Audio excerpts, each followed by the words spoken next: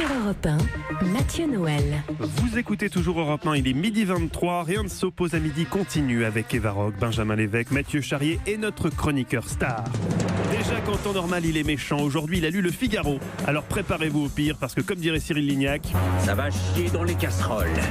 Guy Carlier, bonjour. Bonjour à tous. Aujourd'hui il va être encore question de rituels amoureux, mais cette fois-ci il se passe donc dans les colonnes du Figaro. Oui, je voudrais vous parler ce matin d'une institution tellement anachronique, tellement passéiste, tellement décalée, qu'au départ je pensais en rire et puis finalement vous allez voir qu'on y trouve une certaine forme de poésie. Je veux parler du carnet mondain du Figaro.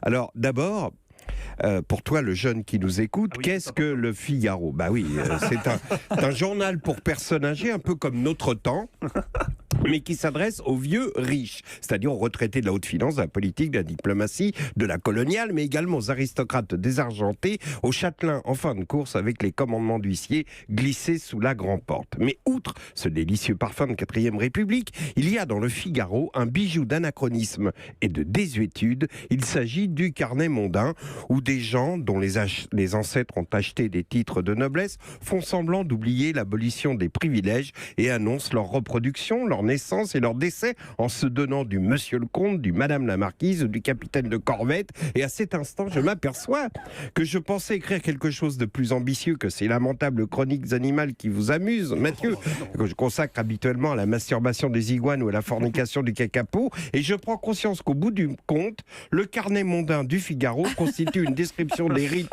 de reproduction d'une espèce en voie de disparition, l'aristocratie française. Alors, ce qui est fascinant dans les annonces du carnet mondain du Figaro, c'est que la façon dont elles sont rédigées nous donne des indications sur les motivations de ceux qui les passent. Par exemple, pour annoncer des fiançailles, vous avez tout un éventail de formulations. Ça va de on nous prie d'annoncer, le truc anonyme, à monsieur le comte et la comtesse Burin des Rosiers de la Fistinière ont l'honneur de vous annoncer, puis le plaisir, puis la joie, puis la très grande joie. Alors, première formulation, le on.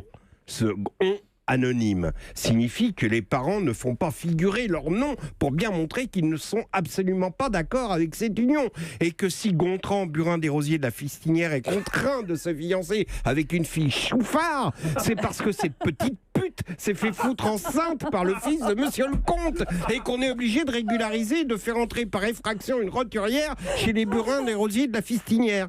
Ensuite, vous avez la comtesse de Burin des Rosiers, etc., est heureuse de vous annoncer les fiançailles de son fils Gontran avec Pauline. Alors là, il faut comprendre que la comtesse est surtout heureuse de vous annoncer que les rumeurs qui couraient sur la sexualité de Gontran au prétexte qu'on l'a surpris en train de sucer le maître d'hôtel dans les écuries du château sont totalement infondées et que grâce à Dieu, il est pleinement hétérosexuel. Évidemment, personne n'est dupe du petit arrangement. On notera d'ailleurs que monsieur le comte ne s'est pas associé à cette annonce. Il aurait déclaré en privé. Vous croyez quand même pas, parce que mon fils Tarlouse s'est arrangé avec la famille d'une bouffeuse de gazon, que je vais danser le flamenco sur la table de la salle de garde.